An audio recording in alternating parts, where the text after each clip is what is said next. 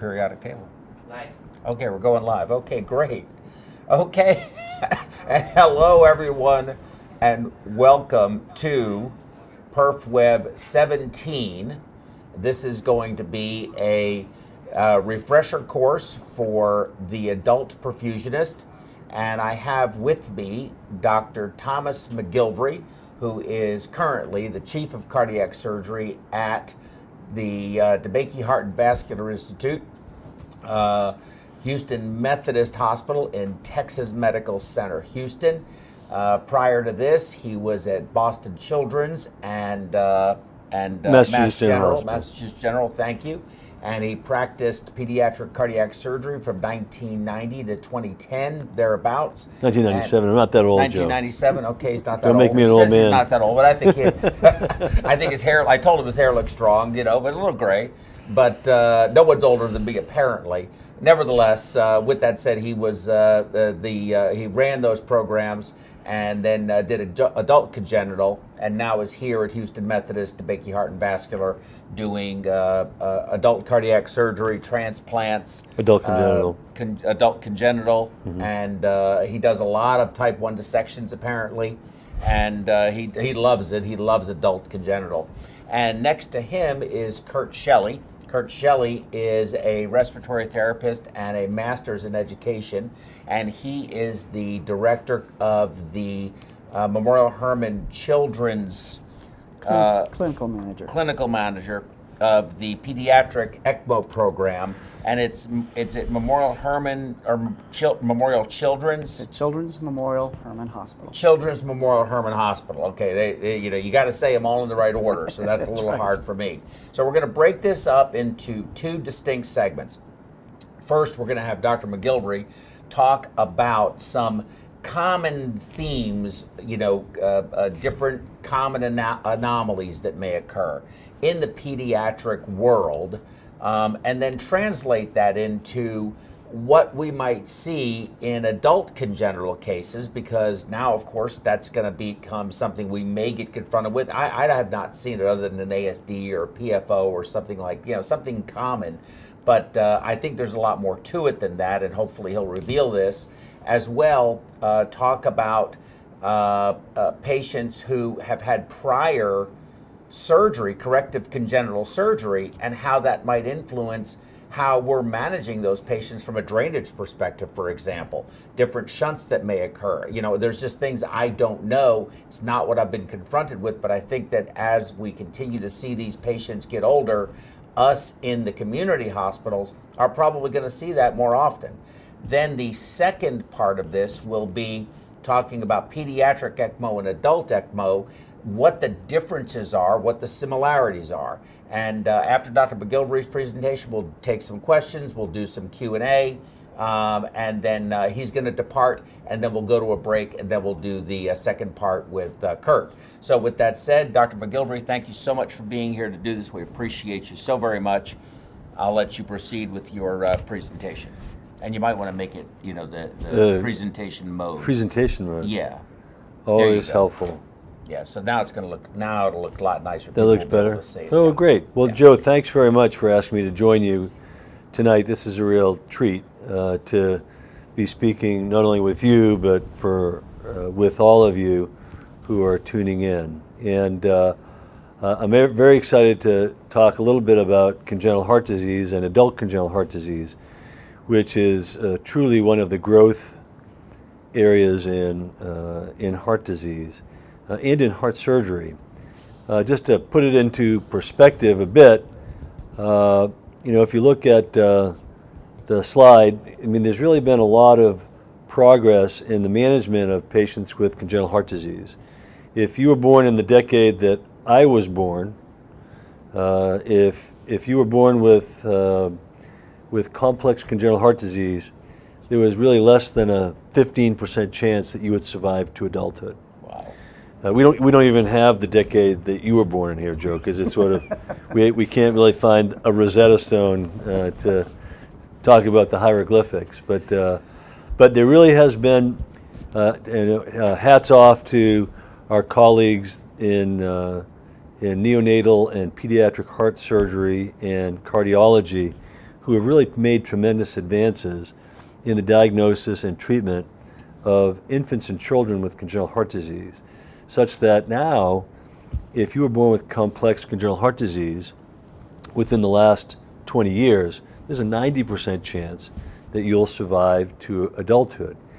And what that has done is it has created an enormous number of patients that are walking around with all kinds of corrected, repaired, and palliated heart disease that may show up on our doorstep with either problems associated with their operations that they've had before, with new discoveries of congenital heart disease, or with acquired heart disease on top of that. And just a little bit of a background, if you think about what we do in congenital heart disease, certainly early on, most of our attention was based towards trying to palliate heart disease, meaning we manipulated the physiology of babies and children with heart disease, meaning that if you had a shunt and you had too much pulmonary blood flow, regardless of what the underlying lesion was, if you had too much pulmonary blood flow, we would put a pulmonary artery band on to decrease the amount of pulmonary blood flow. It didn't matter whether you had a VSD or an AV canal or some other kind of complex heterotaxy. If you had too little pulmonary blood flow, if you were cyanotic, if the baby was cyanotic, we'd create any number of shunts. A Blalock-Taussig shunt, which is a shunt from the subclavian artery to the pulmonary artery, it'd be a central shunt. Waterston-Cooley shunt from the ascending aorta to the main pulmonary artery. And that would increase the amount of pulmonary blood flow.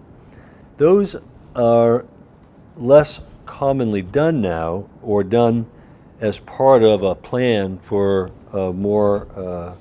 a bigger operation. So we don't really see adults walking around with those shunts or bands like we used to. The other goal of surgery is reparative surgery, which is you have an anatomic reconstruction, but you leave behind residual lesions. For instance, you might have, if you didn't have a right ventricular outflow tract and you had a ventricular septal defect, you could close a ventricular septal defect and sew a conduit on to the right ventricle to the pulmonary artery. So you fix the anatomy, but you leave behind something that's going to cause problems. That conduit may stenose. You may end up with calcification. You may outgrow that conduit.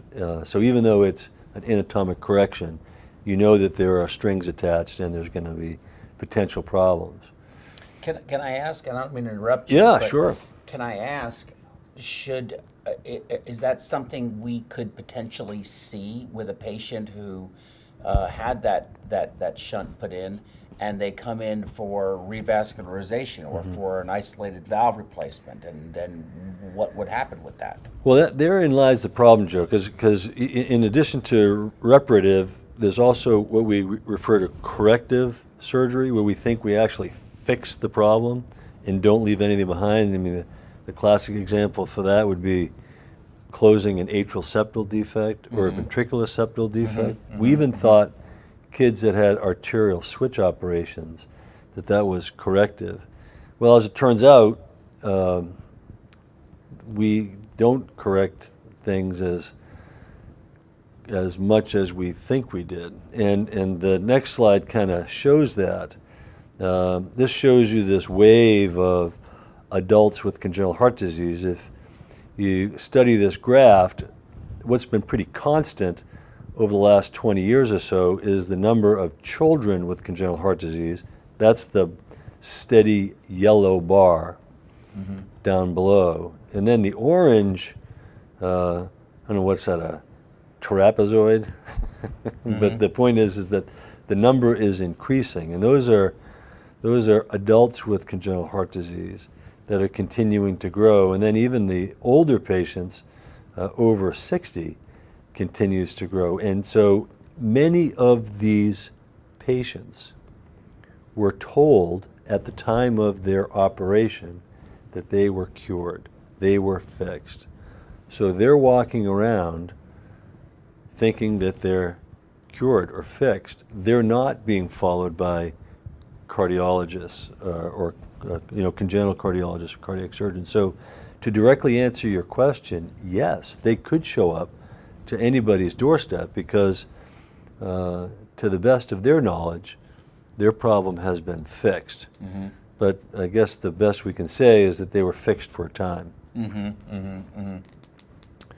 So just to put it in to a little organized way, so the way that we run across adults with congenital heart disease is we still do find, particularly patients who have immigrated to the country, people who show up with a new or unknown lesion that went undiagnosed, or the natural history of a lesion that was repaired or corrected, as well as natural history of palliated lesions that we talked about. And then, all of these now adults, well, they're not protected from developing coronary artery disease or degenerative valve disease or heart failure that they would show up for us to help take care of. Mm-hmm.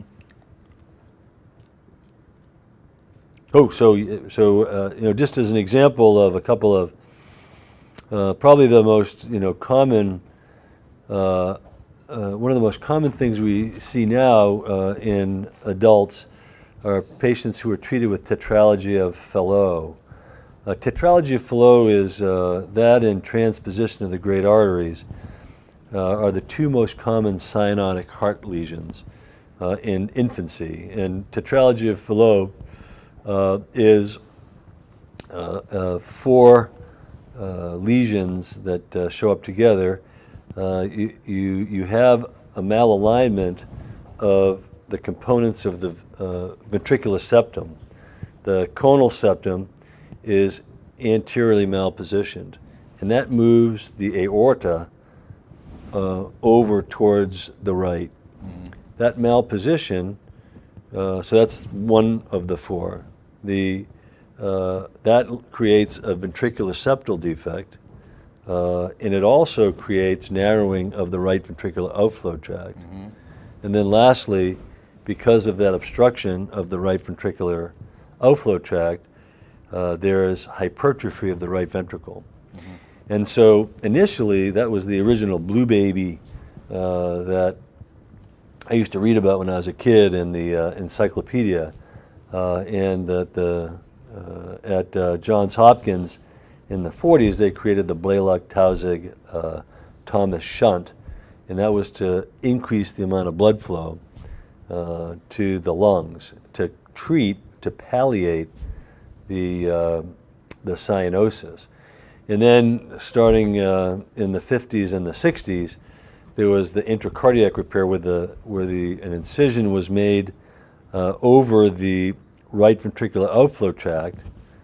A VSD patch was sewn in, and the right ventricular outflow tract was reconstructed. And those were a lot of kids that were told that they were cured. Mm-hmm. And then what we learned over time, 20, 30, sometimes 40 years, this very regurgitant pulmonary valve that we thought was very well tolerated comes back to cause trouble. So we're replacing, there are adults that show up with severe pulmonary regurgitation and need to have their pulmonary valve replaced, and sometimes need to have their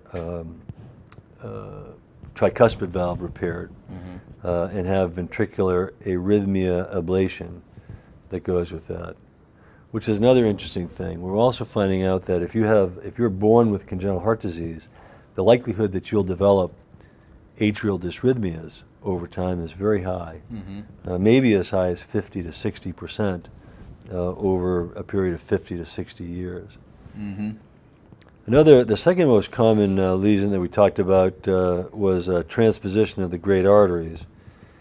Again, that's another lesion that makes you blue, and that's if you look at the heart with the systemic venous drainage being through the superior vena cava and inferior vena cava into the right atrium, drains into the right ventricle.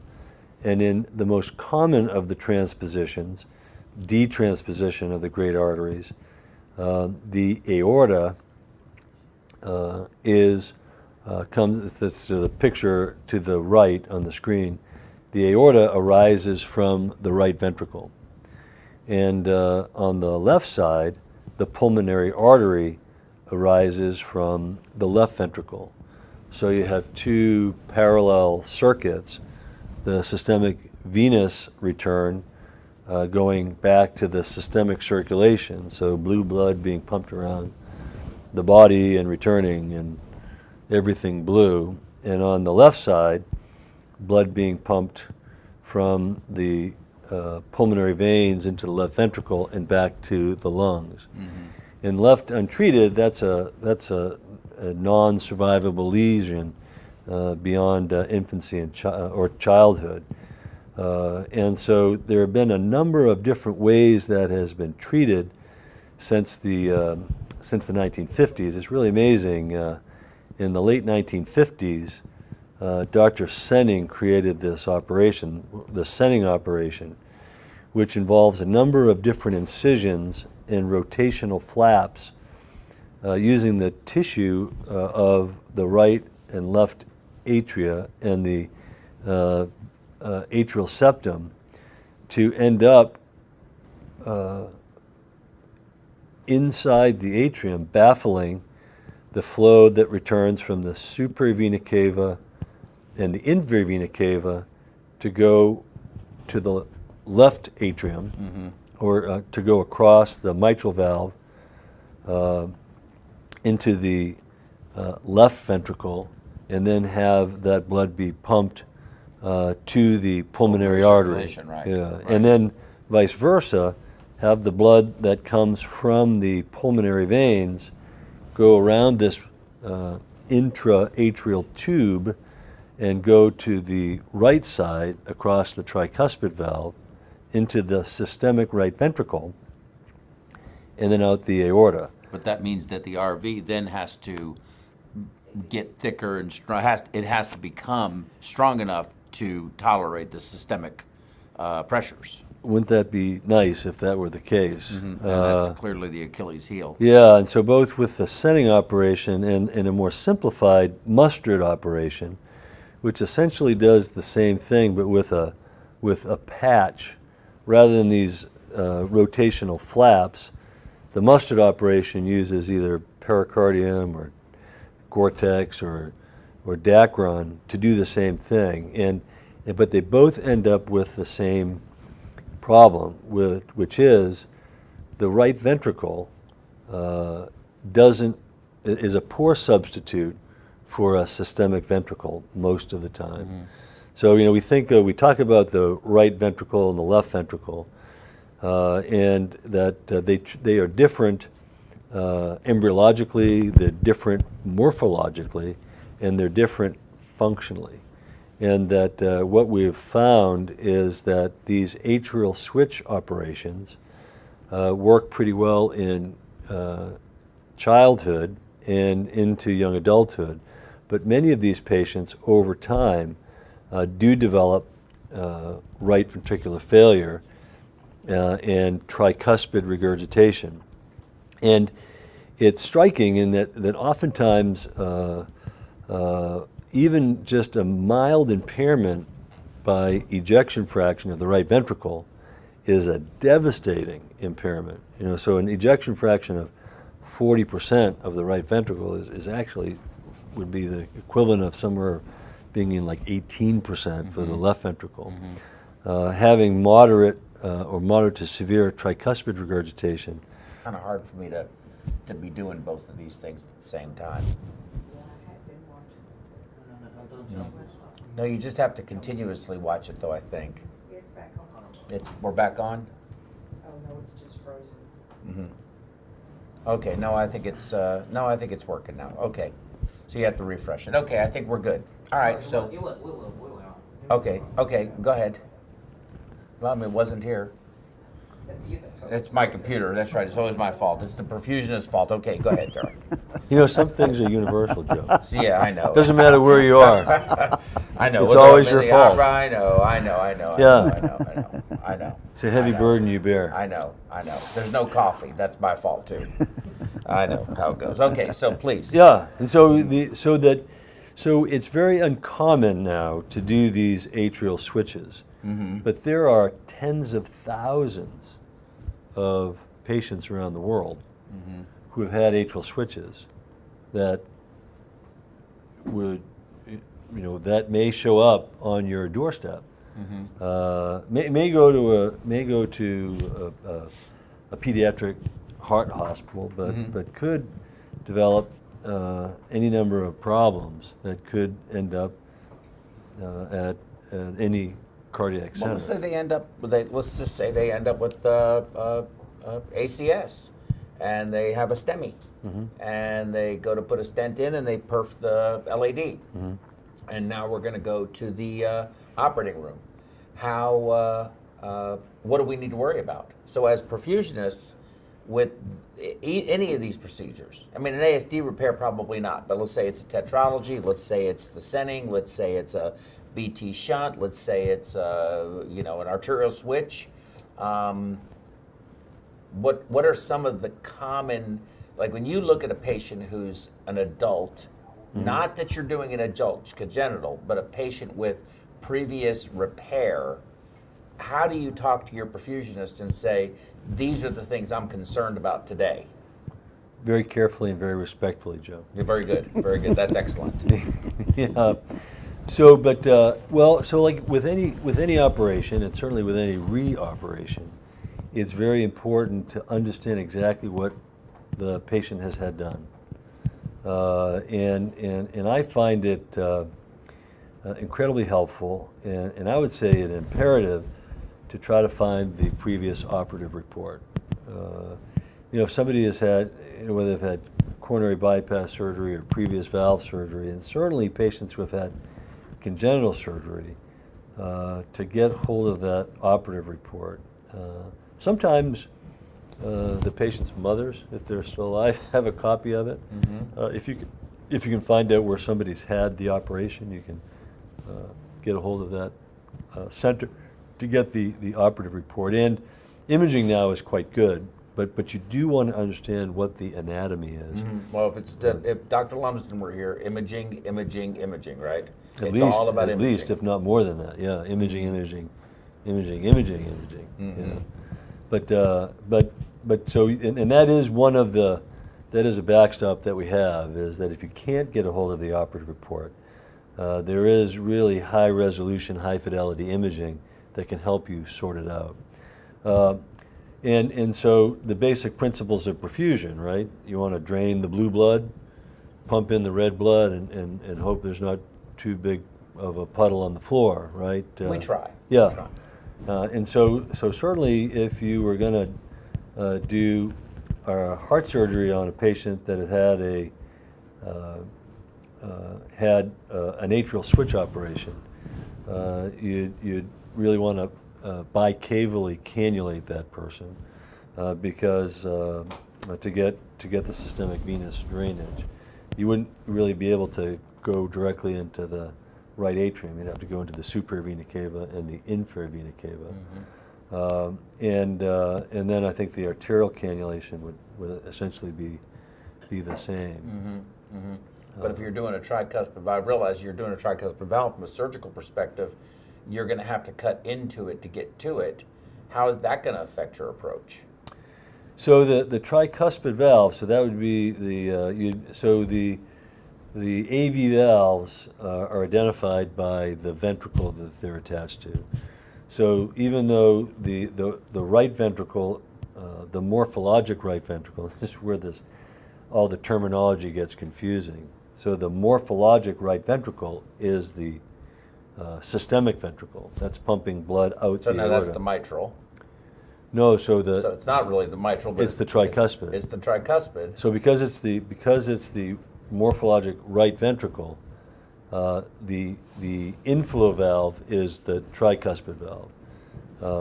And so just like on the left side, even though it's a morphologic left ventricle and blood is going to the pulmonary circulation, it's the mitral valve. It's still the mitral, so Still that the doesn't mitral change. valve. That doesn't change. It goes, the name of the valve and the morphology of the valve goes along with the ventricle. Okay. Yeah. I didn't know that. So, well, now you do. No, that's something I hope everybody learned today. Yeah. So, but I would say if your surgeon is going to try to repair a tricuspid valve that's regurgitant in somebody who's had an atrial switch operation, you may want to, before the surgery, tap them on the shoulder and say, "Are you sure?" Because it's these ventricles, these systemic right ventricles, will not behave very well. They will very commonly end up on ECMO, and without a very good, if you don't have an exit strategy, you may be unhappy. We think about, certainly in adult heart surgery, that adding a tricuspid ring is no big deal if you're doing a mitral operation or if you're doing an aortic valve or coronary, but it is a big deal. That would be the double black diamond sign to get out there, is that these patients who had atrial switches, beware of the systemic right ventricle, beware of the moderate or severely regurgitant tricuspid valve. Do you have any? By any chance, any pictures of, probably the most common congenital anomalies that we would see in the adult congenital population? In other words, patients who made it to adulthood that did not need that never got their problem corrected. Well, so I guess probably the most common things that we see would be atrial septal defects, of which there are different kinds. Oh, yeah, thanks. Jeez, Joe, you'd think I'd remember that by now. It's okay. You're a heart surgeon. Yeah, I'm a specialist. Yeah. So the most common atrial septal defects that we see are secundum atrial septal defects. They make up about 80% of the atrial septal defects. That is right in the middle of the atrial septum. Now, this doesn't include patent foramen ovales, which are even more common. Okay. But patent foramen ovale and a secundum atrial septal defect are in the same place. In fact, the way I like to think about them is that location, that fossa ovalis, is a doorway that when you're a fetus, that door is open and blood goes from the right side to the left side. It's oxygenated blood that comes from your mom's placenta, from your mom. And then when you're born, that door slams shut and locks. So if the door doesn't lock and it's able to open and close, that's a patent foramen ovale. If there's something missing from that door, if there's a piece of the door missing, there's a hole, or if it's like an old-fashioned Dutch door where the top part is missing, that's a secundum atrial septal defect. Ah, okay. Okay, so they're in the same place, but they're structurally different. The second most common is a sinus venosus atrial septal defect. And they're most commonly up at the junction of the superior vena cava and the right atrium.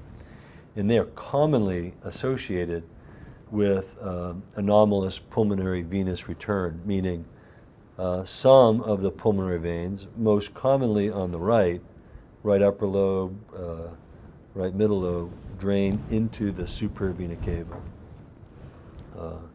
You sometimes can get sinus venosus defects that are low,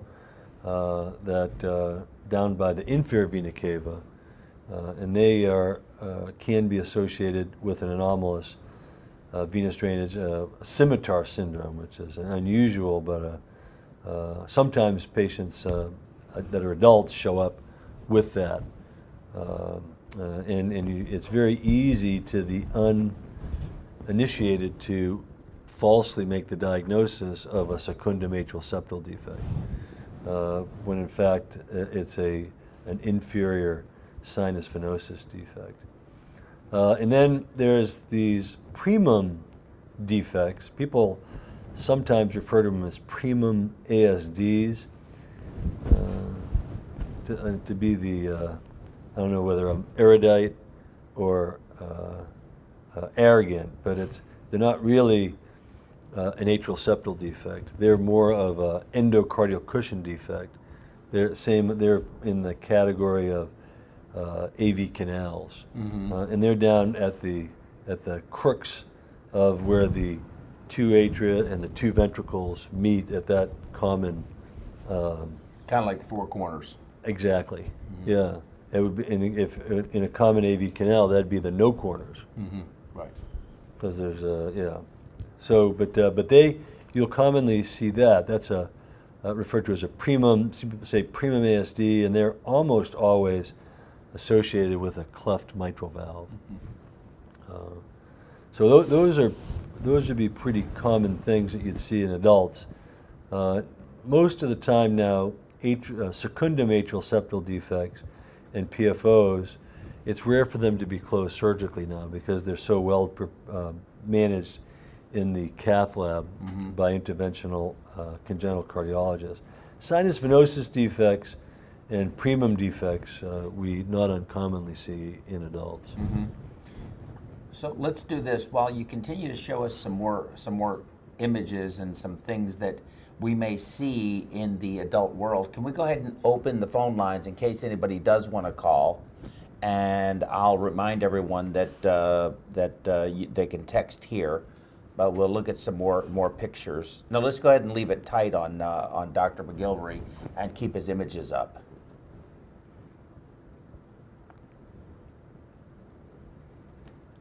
This is some cartoons I have up there now for patients who have a sinus venosus defect, and how you would. There are several different ways to fix that. Cannulation's a little bit different. Again, you'd want to bicavally cannulate, and the way I choose to do it is rather than cannulating the superior vena cava, I usually will cannulate the innominate vein to get upper drainage. And you cannulate the low in the right atrium or the inferior vena cava for that. And you can do either use a cup, patch, and use a patch of. I use autologous pericardium. Some people use Gore-Tex or to baffle the flow across these anomalous veins to the left atrium. Or a very elegant operation is the Warden operation, where you divide the superior vena cava and then patch close where the superior vena cava normally goes into the right atrium, with the patch being on the right atrial side of that defect. And now that allows the pulmonary veins to drain through the remnant of the superior vena cava as a pathway into the left atrium. And then the superior vena cava is then anastomosed onto the right atrial appendage. Kind of a cool, interesting operation. So if you had a patient that came in with a sinus venosus defect with anomalous pulmonary venous return, and they were 26 years old, I don't know how common it would be to see a 26-year-old with that defect like that. Made it that long. Yeah. But this is what you would do. This is what you do. Yeah. Now, what about? I know you want to talk about this, but I'll bring it up. I'll bring it up at the next question. I want to talk about whatever you want to talk about. Well, we'll do. I'll save the question. I'll remember it. Yeah. Another uncommon but lesion to see would be a patient with an Ebstein's anomaly. They can present really any time. Where are we here? Any time in life. Kids that present in heart failure as an infant, with Ebstein's anomaly, and I've operated on people in their 60s who show up short of breath and get a chest X-ray and see significant cardiomegaly. And Ebstein's anomaly is a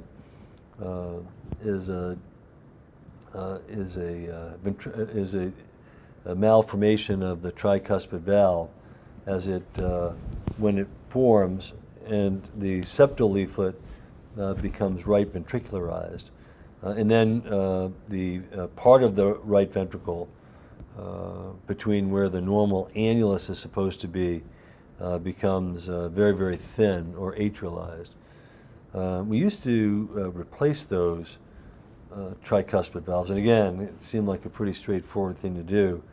But now many of us are doing a more complex reconstruction, the cone operation, where we essentially disconnect the attachments, what would be the annular attachments of the tricuspid valve, and reattach them back to where they're supposed to be, and create a cone, like an ice cream cone, and sew the valve back together, and then decrease the size of the annulus to a more normal size. Mm-hmm. And this works very, very well, particularly in children, but also in adults.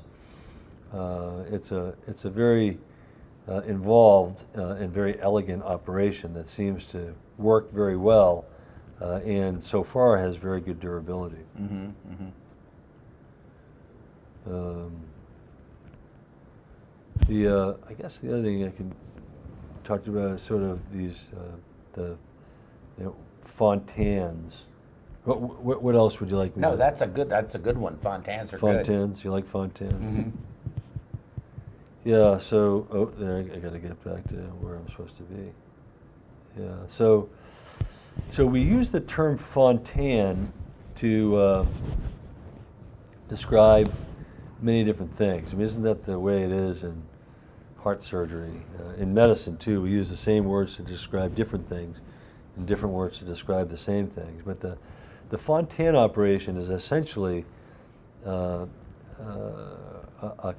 concept rather than a procedure, in that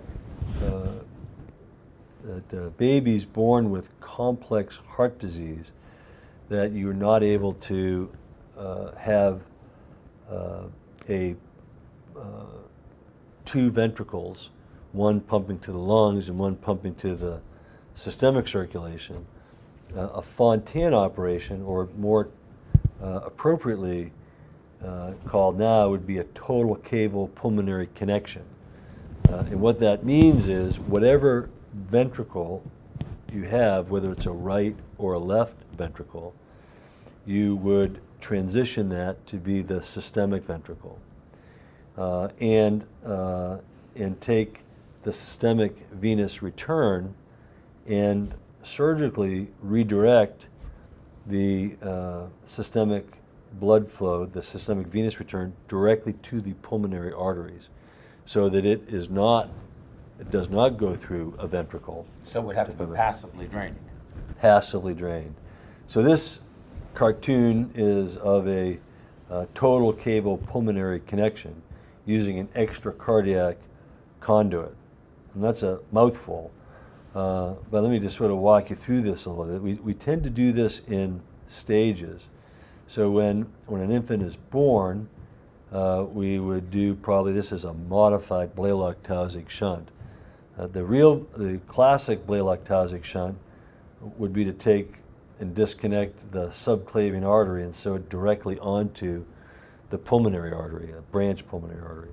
A modified Blalock-Taussig shunt is you take a prosthesis, Dacron or Gore-Tex, and sew that onto either the innominate artery or a subclavian artery, and sew it to a branch pulmonary artery. And that is of fixed resistance. And as the baby grows into a child, they'll eventually outgrow that. And then the next step would be to do a bidirectional Glenn shunt, which is we would take down the modified Blalock-Taussig shunt and replace that with a end-to-side anastomosis of the supravena cava to the pulmonary artery. So that, certainly in a child, would take half of the systemic venous return and have it go directly to the pulmonary arteries. And then we would come back at a later stage to complete what many of us would say the fontan. The classic one was to sew the right atrial appendage to the main pulmonary artery. You would divide the main pulmonary artery, oversew that, and sew the atrial appendage to the main pulmonary artery. That evolved to a lateral tunnel where you would sew the upper part of the superior vena cava towards the head had already been sewn onto the right pulmonary artery, and at the completion phase you'd sew the inferior portion of the superior vena cava to the underside of that pulmonary artery and take a piece of Gore-Tex usually and sew that inside the atrium to create this lateral tunnel, and then have now the superior vena cava by way of the Glenn shunt and the inferior vena cava by way of this lateral tunnel go to the pulmonary arteries. And now a more common way to do it is with an extracardiac conduit. That avoids some of the arrhythmia problems, avoids the atrium dilating. Even with the lateral tunnel, it can dilate and cause flow and rhythm problems. This extracardiac conduit is take a Gore-Tex tube or a Dacron tube or a homograph and sew that to the inferior vena cava and connect it to the pulmonary artery. So you can imagine now when you're talking about cannulation strategies, it becomes a little more complicated. It appears so. Yeah, and this is something that probably, if somebody with a fontan showed up on your doorstep, probably would be, no, it absolutely would be better sent by ambulance or helicopter to a congenital center. And if you can't, if you couldn't, then you have got to get somebody on the phone or through some other means to be able to help you through that if you didn't have that option. No question. So I am curious, I saw that your next slide, you kind of jumped through it, but your next slide had to do with the 40-year follow-up on fontan. So what is the life expectancy of somebody with all of this? Yeah. And not only what is their life expectancy, but what is their quality of life for that life expectancy? It's a great question, Joe. And so, like all great questions, the answers aren't as great. It depends. A lot of it depends upon what the underlying lesion was. Mm-hmm. So that for kids that have left ventricle, who've had either a extracardiac conduit or a lateral tunnel, they actually do pretty well. They can function really, you wouldn't know they had it. They can, we used to be very, very careful with not letting them play sports, or for young women not letting them have children. And if they have a good systemic ventricle and a good repair, they can play sports and they can have children. If they have a right sided, if they have a morphologic right ventricle, and if they've had more of a classic fontan, their quality of life, their functional quality of life is not as good. And if you look, here's a graph that I have. Do I have it here? Yeah, it'll come up. Yeah, that depends if you're an optimist or a pessimist. The optimist, if you think that most of these people who have had this operation were not expected to make it to be, into the double digits, that's a pretty good, that's a pretty good curve. That being said, we, like everything in life and certainly in medicine, the more success we have, the more success we want. Right. And so we're constantly trying to figure out, an operation that we do now is a Fontan conversion for older adults older children or teenagers or adults who have had a classic Fontan or a lateral tunnel that now have rhythm problems or stasis problems. Mm-hmm. Yeah, I was going to ask you about anticoagulation on these patients. I mean, because it's really hard to play sports and have children if you're on, of course, either Coumadin or Xarelto. Right. Yeah. So it depends. That's my answer, and I'm sticking to it. Mm-hmm. So each one of these each one of these patients needs to be individualized. Mm-hmm. Mm-hmm. I understand. So, being that I don't know the answer to this, and I'm curious. Sure, you know the answer to almost everything. Yeah. Exactly. Exactly. Let's all. George, you're kind of rocking my world right now. Let's save time, and just assume I'm never wrong.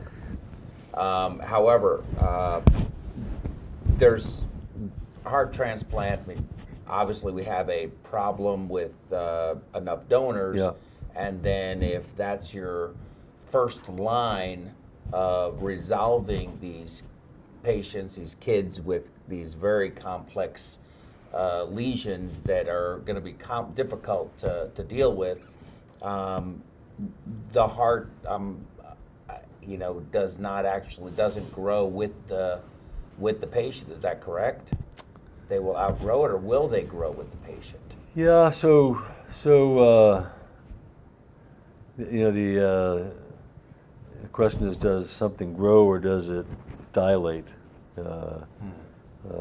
That's whether it you get hyperplasia or hypertrophy. But so we used to be very leery about transplantation in congenital patients. Oftentimes they've had multiple operations. Oftentimes they're highly sensitized because of the multiple operations that they've had. The natural history of how these patients with heart failure and congenital heart disease, they behave differently.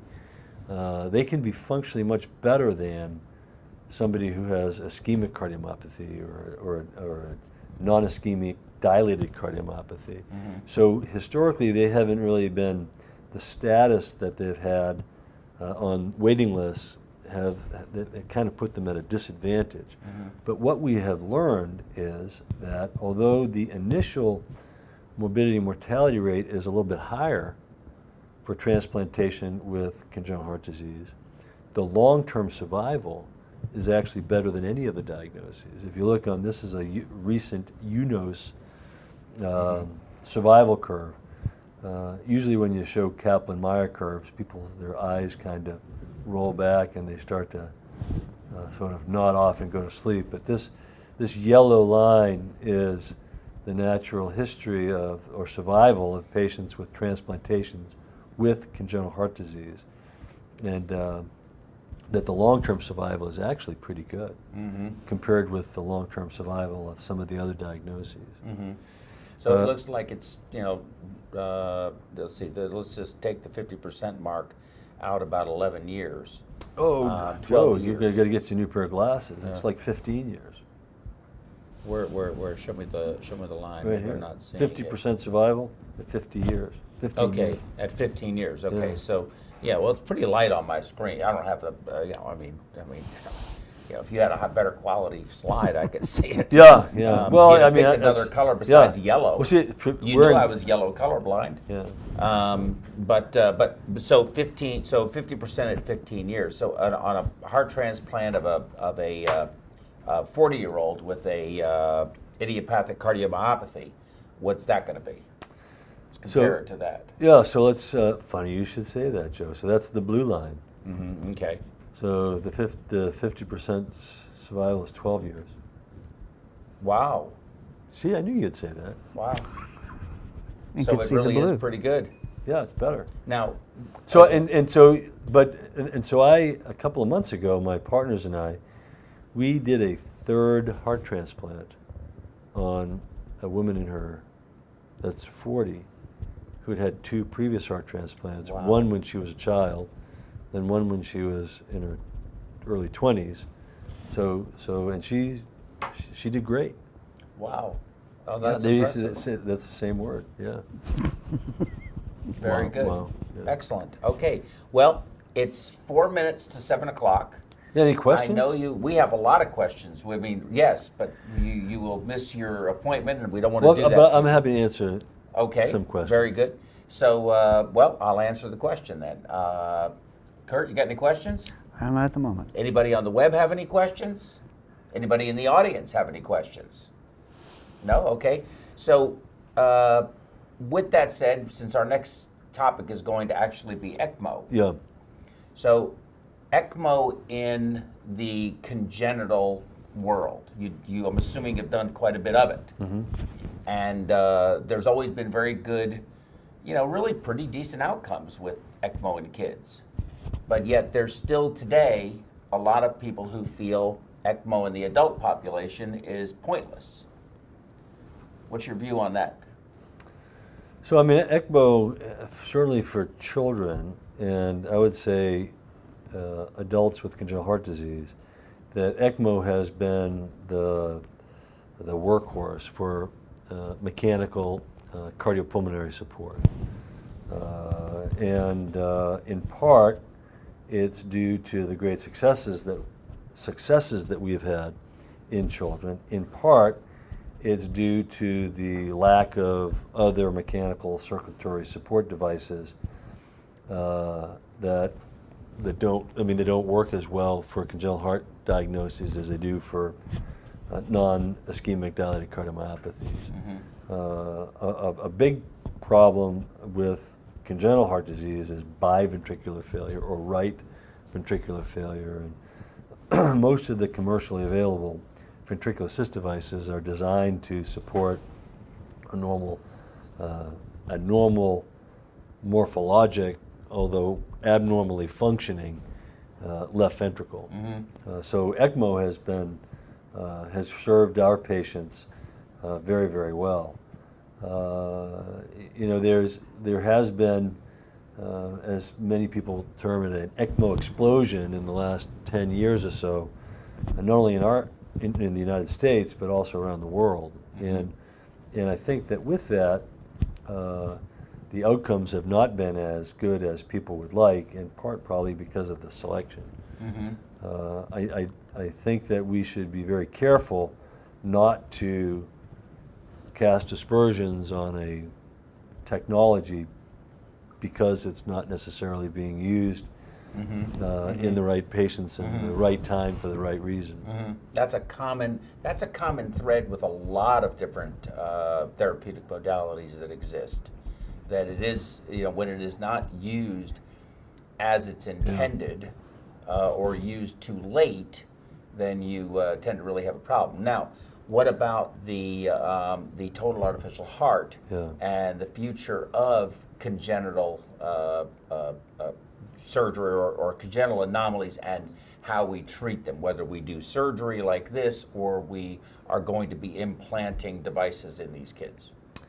Yeah, that's a great question, Joe. I think that certainly in my professional lifetime, left ventricular assist devices have really evolved to being dependable, durable support devices, and I think that we are making smaller devices that we can put in patients who are less sick and get better outcomes. Mm-hmm. The total artificial heart has been under evolution. It has not, at least to this point in time, evolved as rapidly and as effectively as LVADs have.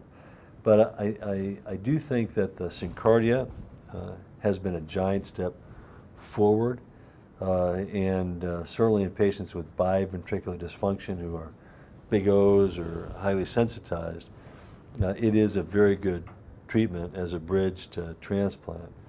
I know that. So not as destination, but as bridge to transplant. It's approved as a bridge to transplant. Okay. Right now. And the total artificial heart, our friends Billy Cohn and Bud Frazier are very close to implanting their total artificial heart that I think will revolutionize its use in all kinds of patients, and including congenital heart disease patients. This is the one that he's doing in, is it in collaboration with J&J, I think? I think it's so Billy is a very important person at J&J, but I think it's separate from J&J. Separate from J&J. Yeah. Okay, very good. And then let's talk, very briefly about Xeno Transplants. So I laugh because it's the biology of, ideally that would be great to have a Xeno transplant. For those of you who don't know what that is, that's taking an organ from another animal and using that heart or liver or kidney to be implanted into a human. It's been done in humans. Dr. Bailey, Baby Faye. Baby Faye, and even Dr. Hardy, even before that, in the 60s. And the immunologic barriers are very, very tall and wide and long and deep. But there have been a lot of progress made in the lab. I laughed earlier on because certainly Dr. Shumway, who was world famous heart transplant surgeon at Stanford, used to say that xenotransplantation is right around the corner and always will be. It is something that people have been very actively working on, but have not really. It's still far from being used in people, at least at this point in time. Okay, let me give you an easier one though. What about? That was easy. 3D printing and, well, I want to be easier. 3D printing and cloning of organs. Yeah. So yeah, 3D printing is, something that's being done right this minute. It is really has been an 3D incredible. Print guns. I don't think we're allowed to talk about that. Okay. Oh, it's Texas. We can talk about that. We can talk about that here. So right, but Carly, in certainly with the imaging that you had in the old days, you kind of squint and think you saw what you were going to see at surgery, but in fact, when you got in there, you had to sort of sort it out. In my professional lifetime, imaging has really dramatically advanced, and what you see on the image is what you see at surgery. With 3D printing, you can get a high fidelity model of complex congenital heart disease. And so you can essentially do a dress rehearsal of your operation, certainly go through all of the cognitive steps and the technical steps in your office on this model before you go to the patient. And that has been a tremendous advancement in congenital heart disease. It's being used for, as you talked about cloning organs. I've got a friend of mine in Boston, Harold Ott, who is biologically engineering organs. And so if you could take a 3D printed model and use that as a scaffold to then implant with stem cells or any other kind of pluripotent cell, that may be another avenue that we will follow in parallel with xenotransplantation. Yeah, that'd be the stem cells, of course, is huge, and that's, I think, continuing to grow as well. And if you take, I don't know if there was somebody here in Houston, I don't remember who it was, that was taking hearts, removing the genetic material from them, then implanting the patient's genetic material into it, and letting that culture. But I don't know whatever happened with that program. Yeah, so that's Doris Taylor. That's it. And And Harold Ott, who I mentioned, was one of Dr. Taylor's postdoc fellows who's now on his own and working in parallel with Dr. Taylor. And there's been a lot of exciting advances in that. And everything from, I think that the Holy Grail was to be able to use detergent to decellularize the heart and then repopulate it with a patient's cells. And I know Harold has done it with animal kidneys and lungs and livers, and he's now working on that same principle to make valves and patches of patients' own tissues. Very good. Well, Curt, any questions? No questions. No questions? Very okay. interesting. Well, Dr. MacGillivray, I want to thank you very much for Yeah, my pleasure. being here and taking the time to address our audience. We appreciate Thanks, it very everybody. much. We'll make sure that when we send the evaluations out, give him excellent marks, but not higher than mine. And hopefully one day we can get you That's a recommendation, not a mandate.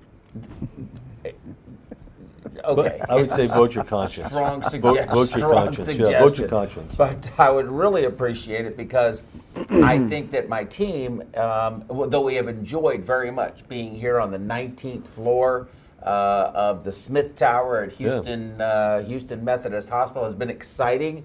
But it is a lot easier to do from our studios, and we would love to have you there. You're invited. Vicky's saying you're invited because my team, apparently every time I ask him, in fact, I'd like you to ask him, if you would please, ask David if he's having fun. Hey, David, are you having fun? No. Yeah. So nobody thus far has had very much fun with this, but it's okay, because I am, and that's what's important, is I'm having fun. Yes. So we're going to go to commercial break. We're going to let Dr. MacGillivray get to his Very dinner important appointment. recruitment interview. Yes. Dinner recruit. Yeah, probably steak 48. I'm and not trying to it's gonna recruit be- myself. it's- I'm already here. Probably going to be great, but he gets to recruit others to come here, and he gets to go enjoy all these great restaurants. So anybody who's looking, who's interested, by the way, that may want to come to Houston, you guys are hiring right now, right? That'd be a good opportunity for you to. There's always to room at the plug top. We're always looking for not truly. in surgery for perfusion. Oh yeah. I know. Yeah, So, I'm not talking about hiring in surgery. They don't care. Well, but perfusion is at the top. Yeah, exactly. That's true. Without you, I can't do what I do. Yeah, I know. So We're taken for granted until you really need us. We understand that, but you guys are hiring in the perfusion department. We are. We have a great program. We have a great perfusion program. We have a very diverse cardiovascular surgery portfolio. So if you like to do it all, this is a place to do it all. It is, and with your new Walter Tower that just opened, Spectacular. It is spectacular. Yeah, it's a beautiful physical space with all of the latest and greatest technology. 3D monitors, you Everything. can see what's going on in the field. It is very impressive. I've toured it myself. So for my colleagues out there that may be interested or looking for a career change or wanting to come someplace it is truly exciting. This is an impressive facility. Dr. MacGillivray is a joy to work with. That's going to cost you, by the way. And but I saw your nose grow a little bit. Contact to Houston Methodist, and I'm sure that in fact we might throw your email in. Yeah, here. just Maybe they can reach out to you. even if you just want to come down and visit, we'd always love to have you come down. Okay, very good. So we'll go ahead and go to break, and then we'll let Dr. MacGillivray go. Come back in just about 5 minutes, and we'll get started right away with Curt's presentation on pediatric ECMO and adult ECMO and how they are dissimilar and similar. Thank you very much. See you in 5 Thanks, everybody. minutes. So I'm back with Curt Shelly, and Curt has a more traditional presentation that he's going to give and it's nighttime. You can see it's dark back there, okay?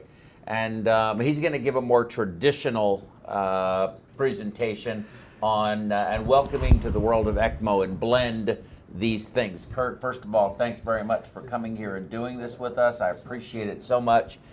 Curt, as you know, is the clinical director. I said it right this time. The clinical director. No. The clinical manager. Clinical manager. Okay, clinical manager of pediatric ECMO at Children's Memorial Hermann Hospital. Very good. I got it right. Very yes. good. Okay. Very With good. that said, okay. All right. Very good. And let's go, Curt. More technical difficulties. Still working on it. Now we have there. I heard it. Yep, it worked. Yes. Good. Okay. Okay. Good. All right. Good. Okay. So let's go to Curt's presentation. Well, thank you very much for this invite. I really appreciate being able to do this. This is always a lot of fun. So what we're going to talk about, no disclosures. The next hour we're going to talk about what is ECMO, what history of ECMO, where it came from, different styles, quickly, circle a little bit, but mostly we're going to focus on patient populations, the different kinds, neonatal, pediatric versus adult. What are the similarities? What are the differences? Why we're doing what we're doing? As everybody knows, we're talking to a group of perfusionists. We're talking mostly about ECMO, which is cardiopulmonary bypass, which is a lot longer than what you would be doing in the OR. It can be days or weeks or months. There was a report out of North Carolina of a woman that was waiting on a lung transplant on ECMO, was ambulatory, was able to stay on ECMO for about 13 months. Oh my God. Waiting on her lung. Finally, she got a lung transplant and ended up doing very, very well. But she was on for over 13 months. So a quick little historical background about where ECMO came from and how it relates is 1885, von Schroeder discovered if you bubbled oxygen through a vat of blood, it turns bright red, which from that he was able to discover that blood is what transports oxygen to the tissues. 1916, Dr. McLean discovered heparin in the pancreas. 1930s, John Gibbons was the main character in this entire story. Back in the 30s, as an intern, his job as an intern was to sit at the bedside of the patient and document the patient's vitals. One night he was assigned to a patient that had a pulmonary emboli. And as he was sitting throughout the night documenting this woman's vital signs getting worse and worse and worse throughout the whole night, he came up with the idea that if I were to take blood out of the right side of her heart, oxygenate it, and put it on the left side of her heart, I would be able to save this woman. So from that little kernel of information, he and his wife, Mary, who was the lab tech at the time, came up with the first idea of how to create the first oxygenator. Throughout the 30s and 40s, during the wars, one of the things that was invented, Dow Chemical came out and invented silicone rubber. And from that, Dr. Gibbons was able to determine that if you take a thin layer of silicone, you put blood on one side of it and a gas on the other side, through the act of diffusion, molecules of high concentration would go from one side to the other. So CO2 would go out and oxygen would come in. So from that, after much trial and error, took about 20 years, he finally had his first adult survivor in 1953, which was an 18-year-old with VSD. Cecilia Babelik was her name. Was her name? That's what was her name. Okay. 1971, after much experimenting, we had our first adult ECLS survivor. And in 1974, we had Esperanza, our first ECMO neonatal survivor. 1979, the National Institute of Health got involved and wanted to determine whether what we were doing with this new animal called ECMO was as effective as the medicine that we were doing at that time. Well, being able to prove that ECMO was even just as good as what was being done was pretty easy to do, because in 1979 we didn't know a lot about what we know now. Our medicine was actually pretty medieval back then. We didn't know a lot about, and we're going to talk about some of the things that we learned since then. So we got past that trial pretty easily. So in the 1980s, Dr. Bartlett got involved in the University of Michigan. He got together and had a couple of trials. We had the Boston, Michigan trials, and then we had an explosion of ECMO centers, and we're going to look at why that was in just a little bit. As of January of 2016, there was almost 300 centers worldwide, and that has continued to explode. We're going to talk about why in a little bit. 1996, we had the Lancet UK trial. I don't want to interrupt you, but you say the ECMO centers. as of 298 worldwide. Yes. Those are ECMO centers specifically that report to ELSO. That's correct. So that's not total. That's correct. These are the centers that collect data and are voluntary members of ELSO. Okay. There are lots of places that do bypass and do ECMO that don't report and aren't voluntary members. But just the members that do report to ELSO, and that is the majority at that time, that do ECMO, there was almost 300 at that point. Yes, now, 2 years later, there's even more, we're going to look at that graph in a little bit, that do it. 1992 is when Children's Memorial Hermann Hospital got started doing ECMO. And January of 2018, the last time they reported data out, worldwide there was almost 100,000 patients on ECMO, of which 68% have survived and 56 of them survived to discharge. Again, this is all data that is being reported out of ELSO. There are lots of other centers that, like we said, do it, that the data isn't reflected here. But and I don't mean to keep interrupt that you, in but mind. just to be sure. So first of all, okay, 1992, Memorial Hermann started their ECMO. When did you start here? I started doing ECMO in 2000. 2000, so 8 years after they first opened that up here, pediatric ECMO, and then you have here 68% survived, 56 to discharge, so 68% survived the ECMO run. Is that combined VA and VV? That's combined everything. Combined VA, everything. VAV. Okay. And also cardiac plus the respiratory exposure. Okay. So here's a picture of one of the very first oxygenators that they used back in the 50s. What they did was they took layers of silicone and sandwiched them all together with mesh, and every other channel flowing in one direction. You can kind of see, does my mouse show up on when I do that? No. No. Okay, that's okay. They have, you can see the tubes coming out, collecting the blood, taking it back to the patient. And you can see the big tank of gas and the sweep gas being split into many different tubes being sent counter currently. So this is one of the very first ones being held together, big giant C-clamps. So one of the very first studies that was ever done was done by Dr. Bartlett back in 1985. And he did a study with two different arms, with one arm being the ECMO patients and the other arms being conventional ventilation. And the way he randomized his patients to do the two different arms was something that he called play the winner. And the way that works is whatever patient was first entered into the study was randomized to one arm or the other. And I'm not sure how they did it. They rolled dice or tic-tac-toe or whatever. But the patient got randomized to one of the arms. And the idea was they would continue on that same arm with every subsequent patient as long as each patient continued to live. And when the first patient that died on that arm, they would stop on that arm and go to the other arm and do the same thing, continue to put patients on until somebody died. And then they would compare the two numbers and figure out which one was better. Well, luckily for everybody in the study, the first arm they got randomized to was the ECMO arm. So for the next 11 patients in a row, they all lived, and then finally one of them died. And then they went over to do the control ventilation arm, and the very first patient out of the gate died. So they compared the two numbers and said, okay, well, this is no-brainer. We've got 11 versus 0, so ECMO obviously is better than what conventional ventilation. Well, as you might imagine, the randomization idea was not very well thought of. So a few years later, a guy named John O'Rourke came together and said, Dr. Bartlett, we love you, but we need to redo this. This needs to be done better.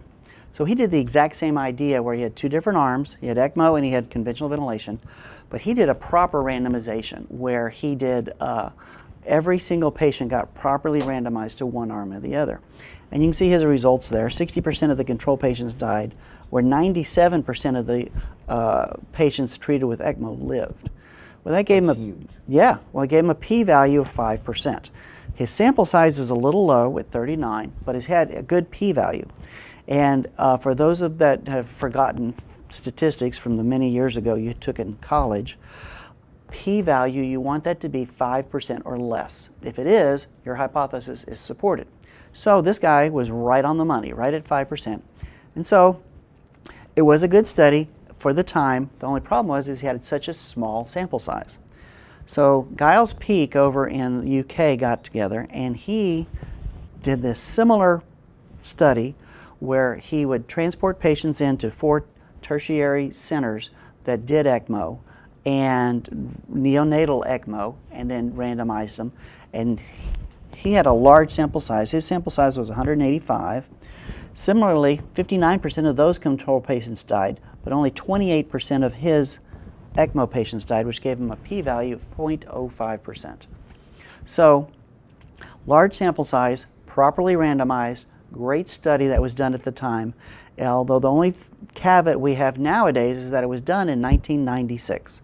So, it's an old study, and medicine has certainly changed since 1996. However, it was a very large, expensive study, and no one is ever going to redo this on neo-respiratory ECMO ever again. So this is one of the main studies that people point to when they say neo-respiratory ECMO works, and this is why.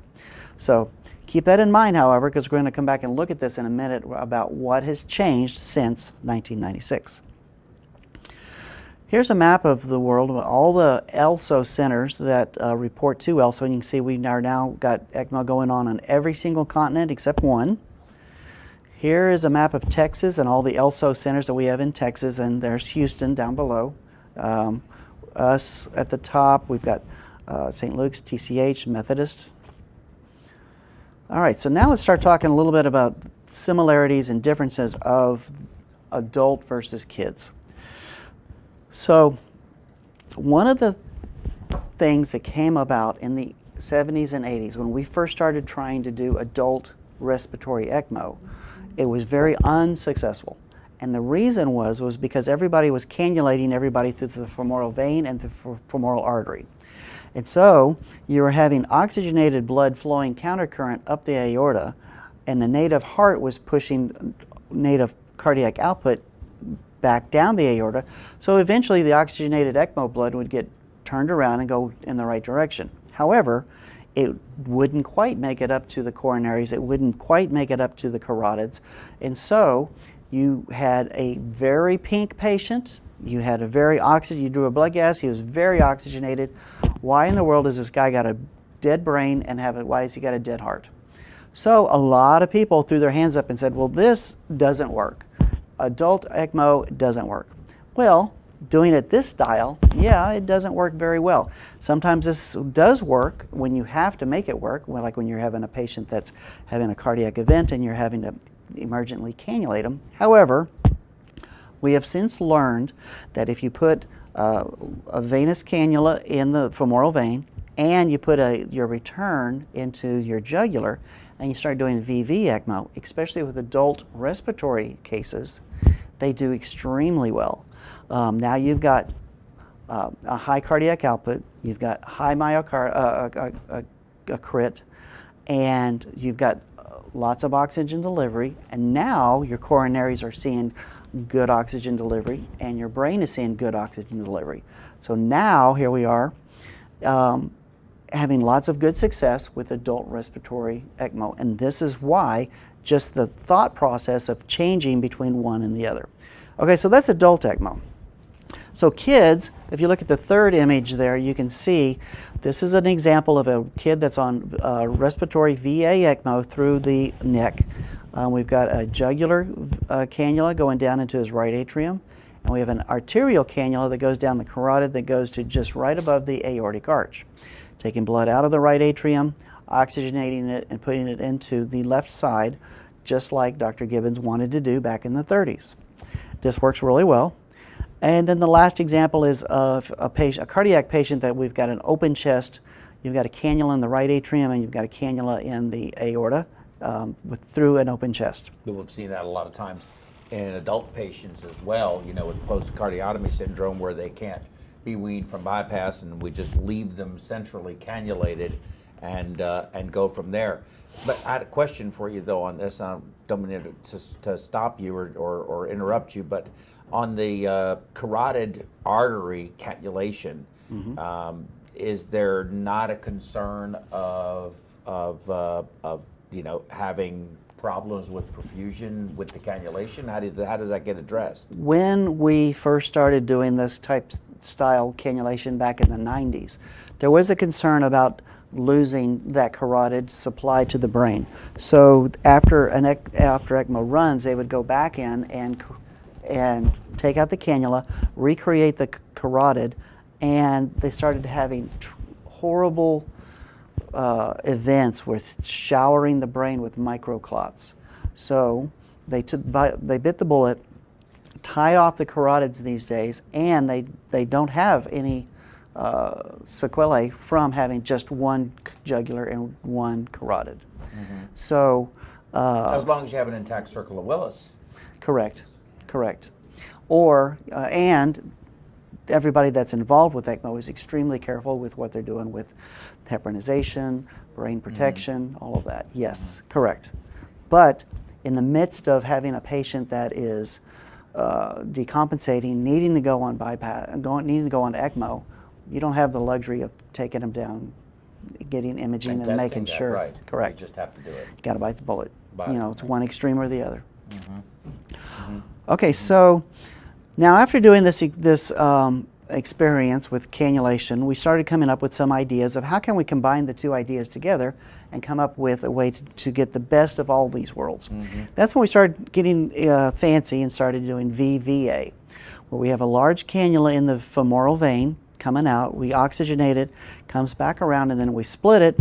Half of it goes into your jugular, so you've got the VV benefits, and then other half of it goes into the carotid, so now you've got the VA benefit too. So you've got augmented cardiac output with oxygenated blood, and you've got oxygenated blood going through the lungs, hitting the coronaries, and perfusing the brain. So yes, you do have all of the same benefits, but now you've also got a lot of the same bad things that you need to be aware of. Any kind of clot, air, bubble, bit of plastic from the roller pump, it's going to end up going somewhere bad. So everything, just trade off on all through medicine. Every time you find something that helps, there's always something bad that you got to keep an eye on. And this is a great example of that. Okay, so here's a picture of one of Dr. Gibbons' bypass machines way back in the 50s. He's got his big tank of gas. You can see he's got an electric motor there turning the pump. Looks pretty medieval, but did the job, did really well. So when is ECMO needed generally? When tissue oxygen requirements are not being met by biologic organs, conventional care, usually manifested by progressing metabolic and or lactic acidosis, mixed venous desaturation, and or multiple organ failures. When irreversible biologic organ damage is occurring with conventional care, when expected mortality likelihood approaches 80% with conventional care. So this is an example. This is data from ELSO going back to January of 2013. Shows all the different reasons on why we would put a patient on neonatal respiratory ECMO. You see it's broken out. The biggest column we've got there is diaphragmatic hernias. And you can see we're about 50% successful with those. This graph shows usage of ECMO starting in 1990, neonatal respiratory ECMO. 1992 was our heyday. Since then it has dropped way off in the 90s and then it's kind of stabilized out. And these are the reasons why.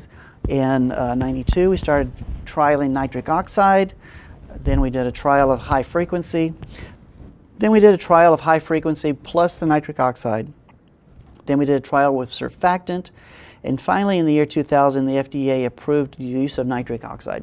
And then also since this we've come up with low ventilation strategies, lung protection ideas, and so because of that a lot of the reasons why we went on ECMO has fallen off. Way back in the day when we first started doing this, meconium aspiration was the main reason we'd put these kids on.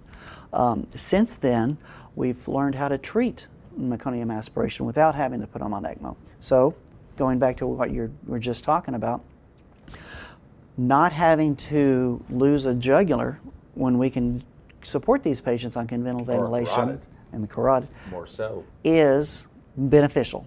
Okay, so keep this in mind because we're going to circle back to this idea in a few minutes. So how are patients identified who might benefit from ECMO? Unlike neonatal ECMO, there are no broadly accepted pediatric or adult ECMO indications. The goal is to identify the 80 to 90% mortality likelihood without ECMO. You must have a reversible disease process. You got to have an exit strategy. Oxygen index has to be greater than 40, or your Murray score has to be greater than 3. And you can also do an A to A quotient or your perfusion quotient, but it's a whole lot easier just to use A to A oxygen index or your Murray score. Okay, so here's the similar graphs that we were looking at for neo-respiratory. Now this is the pediatric respiratory data from January of 2013. And you can see other is the biggest category there, but if you take away the word other, viral pneumonias and respiratory failure combined make the largest contribution. And so the graph for pediatric respiratory ECMO looks very different than the one we have for neo. You can see we kind of stabilized out in the 2000s, but then we started taking off. In the year 2009 is when we really started exploding. And this relates to the adult experience we're going to look at in depth in just a minute. So keep the year 2009 in mind because we're going to circle back to that year. Okay, so PD and neo cardiac ECMO, these are the different reasons why you put a patient on, and congenital defects are the largest percentage. This data is, again, from January 2013, and we're about 50% successful. These patients live about 50% of the time coming out on ECMO. And here's the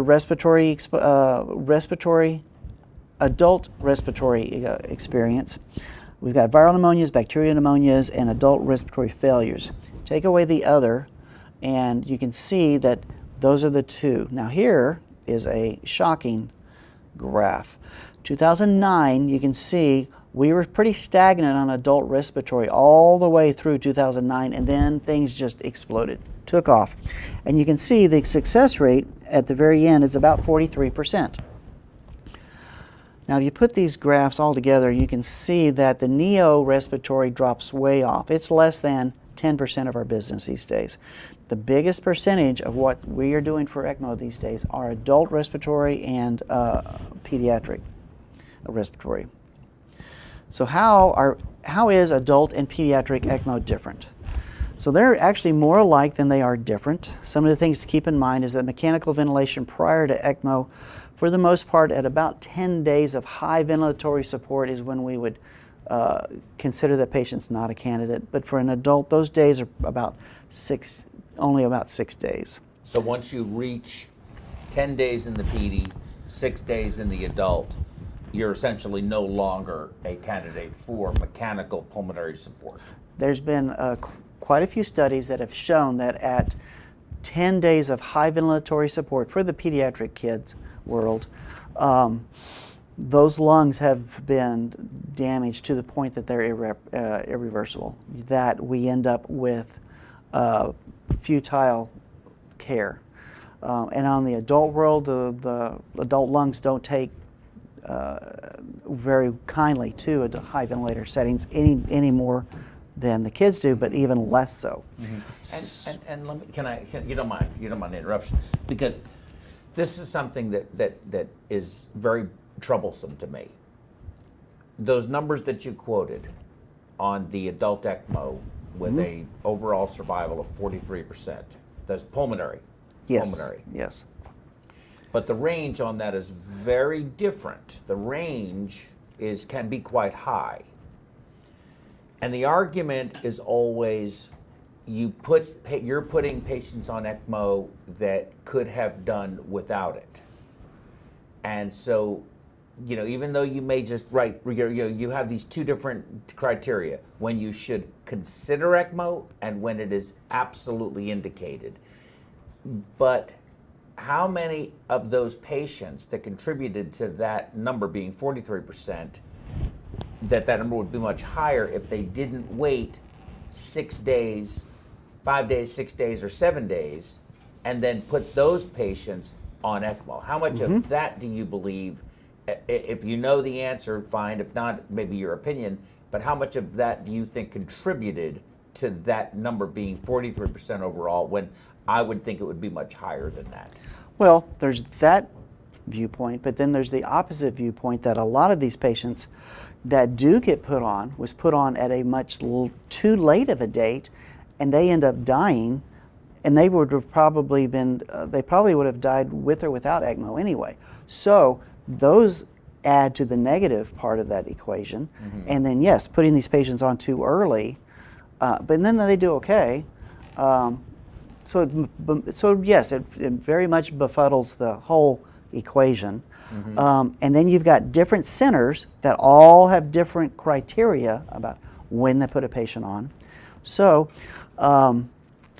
one of the benefits of ELSO is all the data collection that we do and the ability to drive a centralized criteria for patients. However, there will always be individualistic components to this equation. You know, the physician at 2 in the morning who puts a patient on because they're panicked, okay, or the patient that waits way too late. I can do it without putting on ECMO. They view putting a patient on ECMO as a failure, so they wait, and then finally, oh, I've run out of things to do. Let's put them on ECMO. So you can predict that outcome. There easily. you go. There you go. So you put all these together, and yeah, you're right. That number 43 could be completely irrelevant.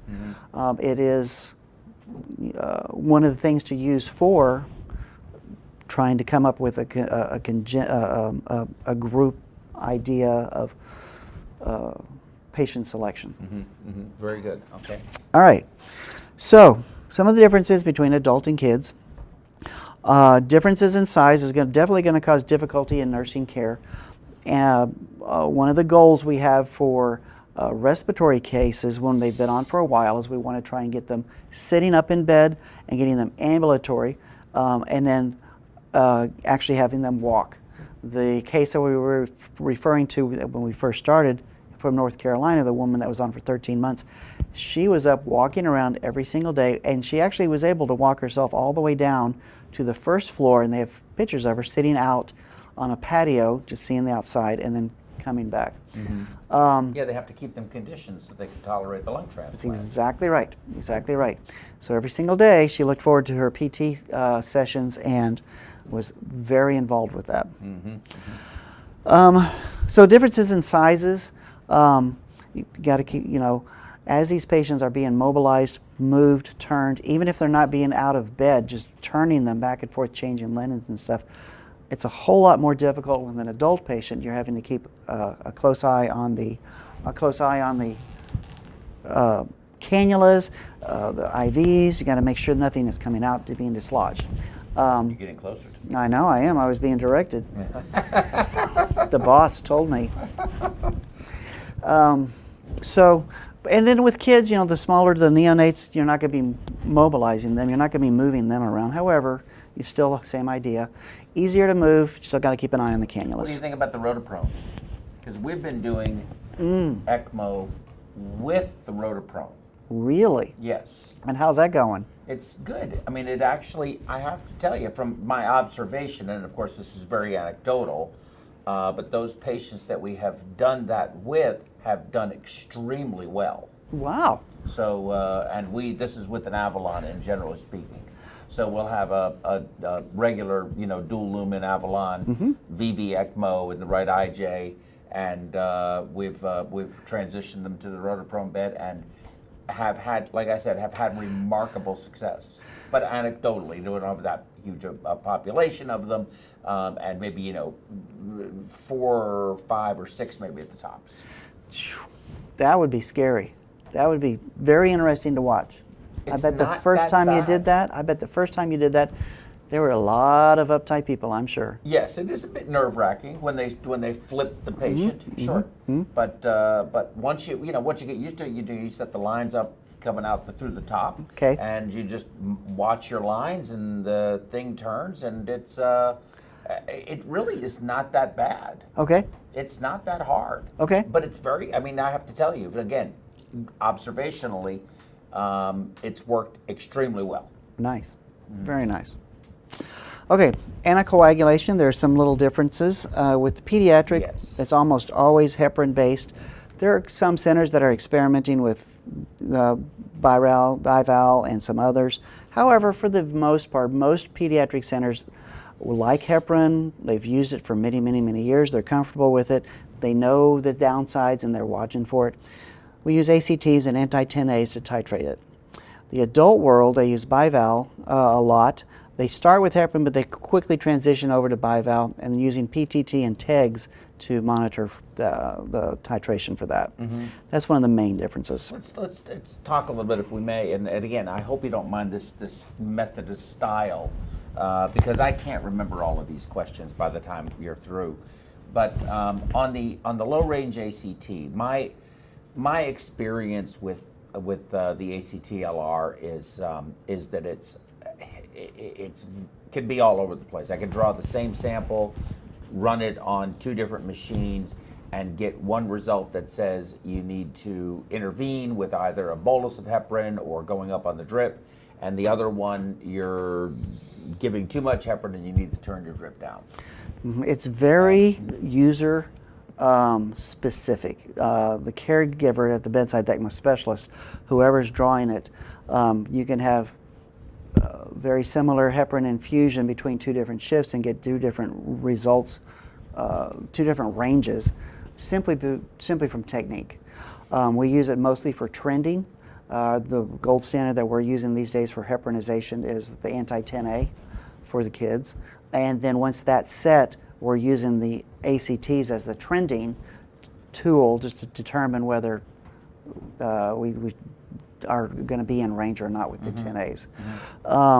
So you're exactly right. The ACT, when we first started all this years ago, it was the bomb. Everybody wrote home about it. This was the perfect thing ever. And then we would have 2 patients side by side, exact same ACTs, one circuit clotting off and the other one bleeding out. And we've since learned how to do things better. And so I don't have much pediatric experience, but for the adults, I prefer to use the APTT, and I think that the Society of Critical Care Medicine recommends that, and at 1.5 times baseline. Now our flows, even though your surface area in the pediatric world may be much lower, much smaller, still our flows through these devices is very high. So the transit time is very low. I don't know if you think that contributes to some of your thrombotic problems that you have in the PE absolutely. The difference in the circuit sizes is not as much as you would think. A 1/4 inch circuit and a 3/8 inch circuit, the actual volume, priming volume is very similar, but your flows, when you're flowing 5 liters a minute on an adult versus 300 mils a minute on my neonate, oh yeah, that blood is in the plastic tons longer on the neonate. So the blood plastic interaction is going to be very large. Even though we've reduced the components as much as we possibly can, the oxygenator is obviously smaller, you still are going to have much more plastic interaction than you would with the neonate. So you can go lower on the heparin and the anticoagulation on these adults with super high flows. The patient that we kind of keep talking about from North Carolina, she keeps popping up, at the end of that year, they went away from heparin altogether, and they were only giving her a daily aspirin. Wow. No, yeah. Wow. Yeah. Wow. Crazy. So she did fine. They had to change out her circuit about once every 2 weeks, but other than that, it was fine. And it has everything to do with super high flows. She was on 5-6 liters a minute, and that had a lot to do with it. Wow, that's impressive. That's impressive. It's very impressive. Makes you think about that little 81 milligram aspirin you pop every night, doesn't it? It does, if that'll do all that. Okay, so let's circle back around to 2009 and talk a little bit about the history of what's going on and why the adult care is exploding and why pediatric world is kind of stabilized out. In 2009, we started getting a lot of reports out of New Zealand and Australia that a lot of the pregnant women were being attacked by this novel, what they thought was a novel virus. It was H1N1 influenza, and so they came back to us and told us that they were having to put 2.6 cases for per million population on ECMO just to save them. And they ended up with 77% survival, which was really, really awesome. Mm-hmm. So we extrapolated out, well, because winter's down there, summer up here, and we're sitting around in 2009 thinking this winter is going to really be bad, and extrapolating out the different sizes and population, we were expecting about 800 cases here, and Europe was expecting about 1,300 cases. And up to this point, worldwide, we were only doing about 200 adult cases a year, ever. I mean, for everybody. And so now we're looking at having to do somewhere in the neighborhood of 2,000.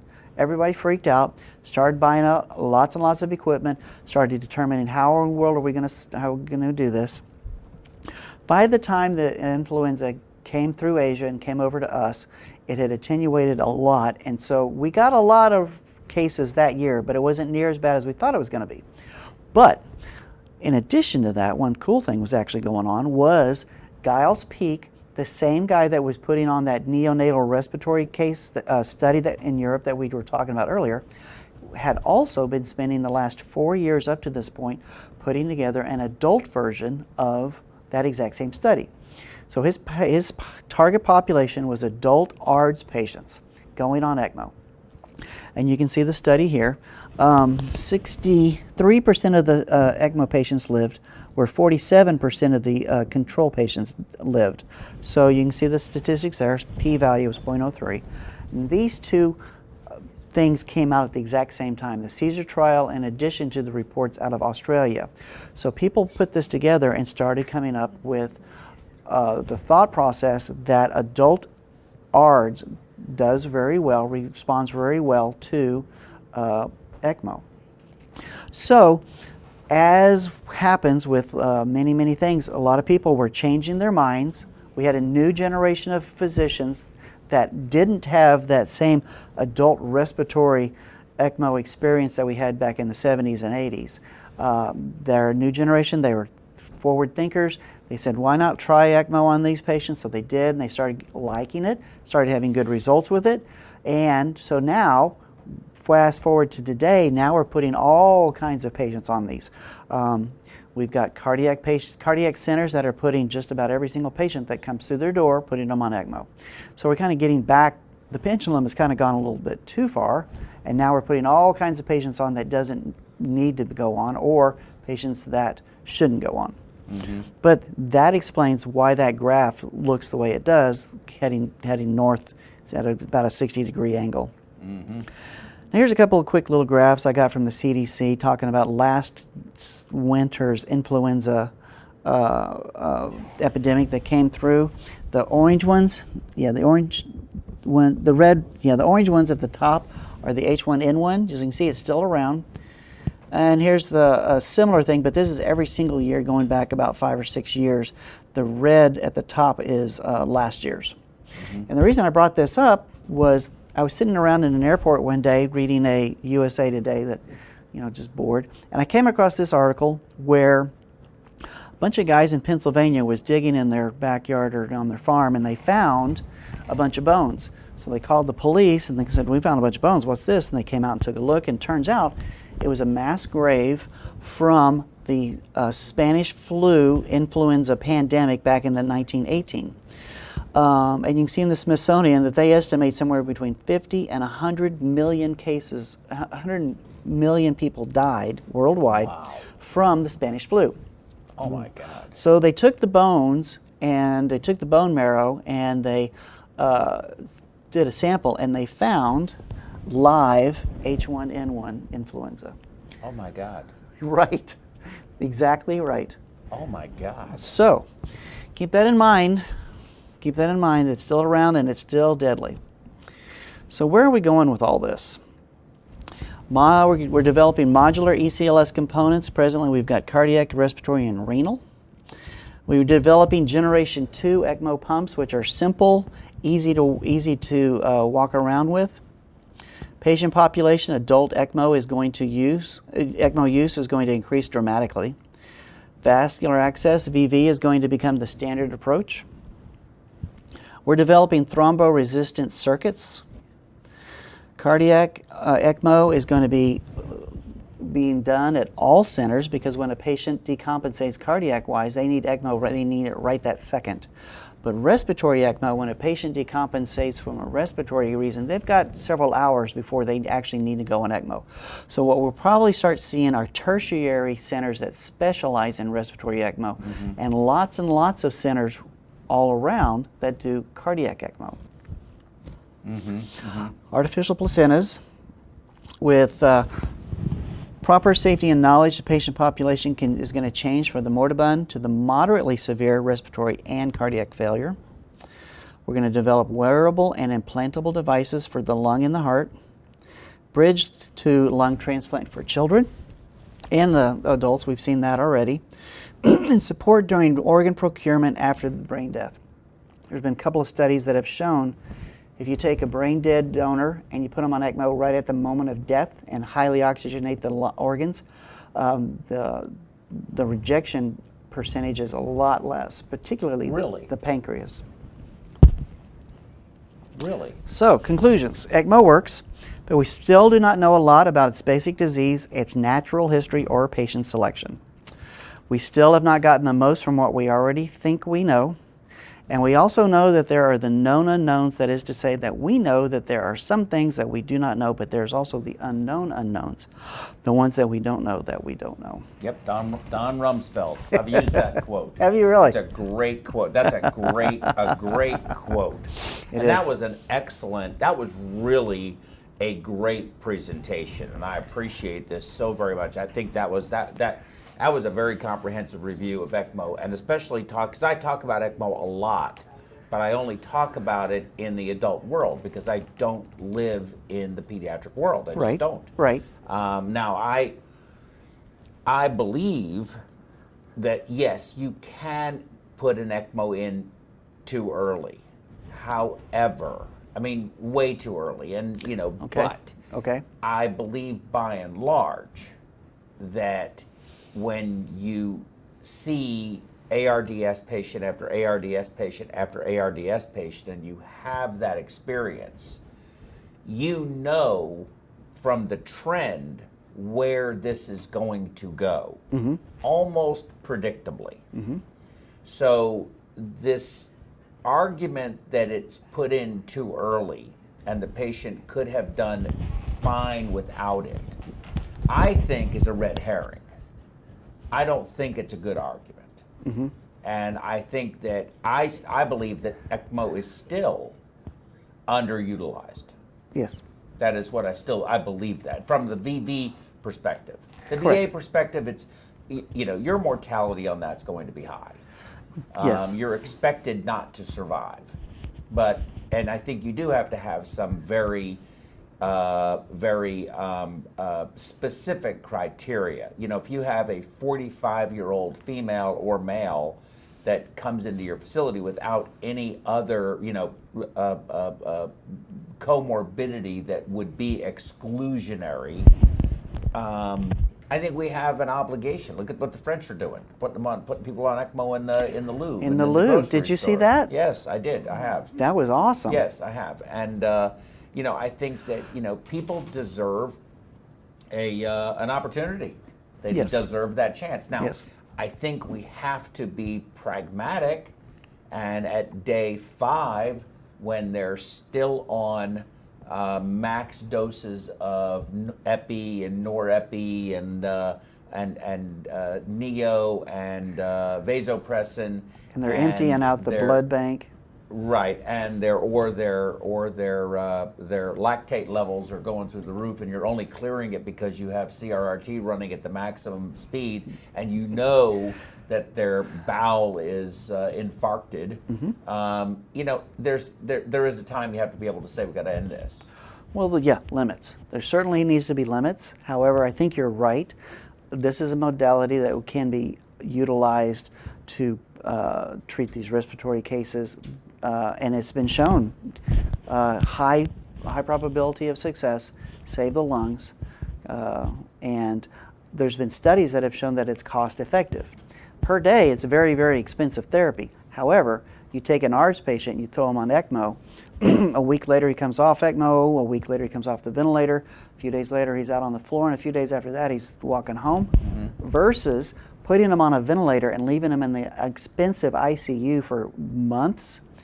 Oh, yeah, you would definitely save money in the long run by putting him on ECMO and getting him well quicker and getting him out the door quicker. Yes, absolutely. And it's the right thing to do from a societal perspective, you know, in terms of in the interest of public safety. And, you know, the community interest is these people are contributing members of society, even whether they are or not, but they're human, and we have an obligation to help them and get them home with a reasonable quality of life. In fact, their quality of life really should be at baseline if they had an acute event, pneumonia, developed ARDS, and needed to be on ECMO, or had a sudden cardiac arrest, were revascularized, and were on VA ECMO until their heart decided to get strong enough, or they got a VAD or whatever it may be, and they can go on. Look at one of our former vice presidents had a VAD in for a couple of years until he finally got a transplant and lived with it and went to the store and everything else. Had his grandchildren learned how to change the battery. Oh, I didn't know that. Yeah, it's a good thing that I wasn't one of his grandkids, but that would have been. Let's not get into that. Would have been a different. I know I shouldn't make political statements, should I? But anyway, with that said, let me touch the. You know, if we can close this out, I want to go ahead and touch the third rail, and may as well do it. There's 4,300 perfusionists. Oh, okay. Yes. How many ECMO specialists are there? Whether it be nurse ECMO specialists or respiratory ECMO specialists? I don't know that, and it's a lot. Well, it potentially could be every single nurse, every single RT that's out there. We've trained them every single year. We have classes, and I take RTs and nurses and perfusionists and teach them how to do ECMO. So, to answer your question, I mean, yeah, exponentially more RTs and nurses. So, teams that are blended and take advantage of all of the resources that they've got have a much larger pool of talent to pull from. For staffing and just knowledge base. So when you say blended program, you mean programs that incorporate both perfusion and ECMO specialists working together to solve these needs. Exactly right. And I think that, to me, I think that makes a lot of sense. Now let me ask you another question if I can, because I mean it's a big problem. Look, it is truly the third rail. There are perfusionists that believe only perfusionists should manage ECMO. But if you work in a community hospital with 3 perfusionists doing 300 cases a year, let's say, and one of them is on vacation, and you put an ECMO in, who's going to sit it? That's 2 of them, 12 hours a day. That means you're not operating. You shut the cath lab down. Talk about not being very cost effective. So that population of perfusionists that think that, is that getting smaller and smaller as time goes by? I think so, and I think so. I think it's getting smaller and smaller because, and I find this to be, of course, you know, for me, I am a perfusionist, and I'm very proud of my profession. That wasn't appropriate, but I'll let it go. I was going to invite you to dinner for doing this for us, but I've since reconsidered that idea, but thank you. Couldn't get in a good school? I'm sorry? Couldn't get into a good school? I couldn't get into a good school. And so, didn't know you then, or I would have had you teach me. I think I'm a little older than you, but you could have still taught me in embryo, you know. It's surprisingly how perfusion training doesn't really encompass that. There's a lot of perfusionists that I know who are both experienced, and when I say experienced, I mean 15, 20 years. And those that are newer graduates who have 0 experience with ECMO. They're not taught ECMO as part of the core curriculum. So that first night where they get told, oh, you're sitting the ECMO pump tonight, they walk in expecting to use their OR skills, We don't know what they. Well, I don't know what they. We just don't. We can't do that. You know, we would have to go through a process of training. We wouldn't, just because they have technically a license to do this doesn't mean. I mean, you could, if you were in a big institution like this. Theoretically, you could do that because there's a lot of resources around. But even in this institution where we are here at Houston Methodist, they use ECMO specialists here, and sometimes nurses at the bedside who are, I think in some cases, where they are managing the ECMO patient without an additional nurse ECMO or RT ECMO specialist, either one. It taking care of the ECMO itself. I think you can do that if you're using a system that you are almost assured nothing can happen other than complete failure, in which case it doesn't matter who's there. And there always is a perfusionist in-house here. That's another thing. They're always in-house somewhere. Right. And so I think that's why they feel that they can do that. And I think they can. I think you can do that. But when you are in a community-based hospital where you're on call and 30 minutes away and there is nobody in-house, and something, if the thing does clot off, let's say, you know, even though it's going to be a fire drill, if you have to wait the additional 30 minutes, that may not be the best scenario. So what do? We try to make sure that doesn't happen, but it can. It can. Absolutely. I mean, it can happen. Look, you know, the drip could get infiltrated and or get turned off inadvertently, or whatever happens. Well, this is Houston. We get tropical storms. We get hurricanes. We know. We had that experience. With power goes out, and now 6 hours later, your battery's dead. Yeah. And your perfusionist can't get to you because they're flooded in. Right. What do you do? Right. They have to know how to manage Exactly. it. Right. Exactly. But I think that's part of the training that we need. And I agree with you. I think we do need blended programs. I think it's the only way we're going to do this. Let me ask you, and I'd like to revisit this again because I think ECMO is such a topic of interest for the medical community right now that I think we could do another ECMO program and really talk about what is the best training and talk about not just the physiologic aspects of it and the patient selection aspects of it, but how to actually have an ECMO program, whether you be in a large tertiary center like this or your center, or you are in a more community-based setting. And I think there's a lot of people, because ECMO utilization is going to continue to rise. Yes. And I have said this, I don't know how many times, we are one epidemic away from not being able to manage all of these patients because too many perfusionists think they're the only ones that can do it, and now they're not going to be able to, and we're not training enough ECMO specialists in order to be able to fill that void. That's my opinion. No, I think it's a valid point. We, as you know, you can't, it's not an overnight training. There has to be some investment on many people's part, time, money, energy, equipment.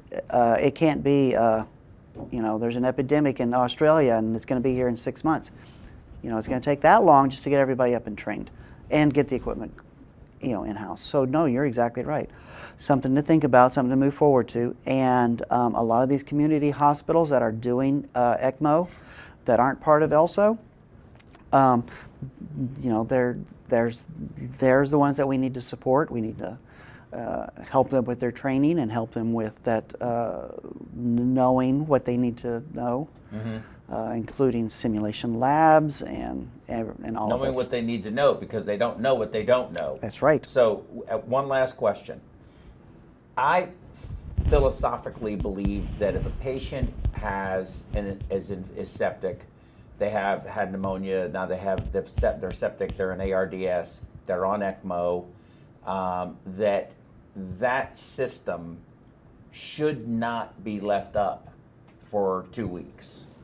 That after, what do the nurses do every 72 hours? They change all of their IV tubing. Why do they do that? It's infection control. So generally speaking, I prefer to use a less expensive polypropylene fiber oxygenator and change it once it becomes wetted out. And go ahead and change it. Okay. And every time I do change an ECMO circuit, I always notice the patients pick up. Now, maybe that's not every patient, but certainly the ones that are septic. Okay. The polymethylpentene fibers, of course, don't react to lipids. They last a lot longer. You can use propofol, et cetera, et cetera. What's your opinion on how I feel about that, and whether you like the polypropylene filter or the PMP filter? I like the polymethylpentene ones better, and the reason I like it is just in patient safety. I know that oxygenator is going to last a lot longer than the others. That you start getting plasma drift, you start losing proteins, you start running the risk. Okay, as soon all as right. that happens, we're going to change it. So now you've exposed the patient to a whole new set of plastic. They go through the inflammation process all over again. And that's the argument. I know. And I know it's the argument. I know. But the and other now, flip side of that argument is every one of those connectors, and there are multiple places within that oxygenator that are static. There's no flow. yes. And you have infected blood that is stuck in there that cannot be treated. You're treating the patient, and does that not continue to be a nidus for continued infection? Okay. So with that in mind, maybe that's the impetus for a new design. You combine the two ideas. No stagnant blood. You redesign so there is no infected blood not doing anything. Well, I think with the utilization of ECMO going up the way it is, the money is there for them to R&D this. Oh, yeah. Oh, I'm being told, we went 15 minutes over. I think that's great. This was a very good conversation. I enjoyed it very much. And again, Curt, I want to thank you so much for doing this. Well, thank you for your time. It has been an absolute pleasure. I want to get you up to our studio, just like Dr. MacGillivray. I think you would really enjoy it, because I don't think I'm ever going to be able to convince David, he's over there shaking his head, that we're going to go on location ever again. One of the more exciting shows that I've ever done. We've had a lot of hiccups and glitches. I appreciate everybody who's been patient through this, whether it be on this or Facebook or Twitter. I'm cautioned. I'm not allowed to do the tweeter anymore. Magic has to do that himself. But hopefully you enjoyed it. We'll get the evaluation sent out to you, and you can let us know what you think. Don't forget to subscribe. Don't forget to request notifications. And Thursday, Patrick is doing his program that is the multi-camera view of the pump, the hemodynamic monitor, the operative field, the TEE, everything you could imagine, all on one screen, so you can see all of the interactions happening in real time. It's never been done before, and I got to tell you, it was tough. It was really hard to put that thing together, but Patrick did a heck of a job with it. Magic did a heck of a job with it. Roger, of course, did a lot of the filming when he was with us, and David did a lot of the editing for us, post-production. And it was certainly a heck of an experience. And I think you all will certainly enjoy it. And looking forward to seeing you on Thursday. So with that, I'm going to bid you good evening. We're going to go pack all this stuff up and probably just dump it out on the street somewhere. Yeah, Magic is throwing it out through the window now from the 19th floor. And we will see you on Thursday. Thank you again very much. Oh, don't forget, perfweb.us. See you later.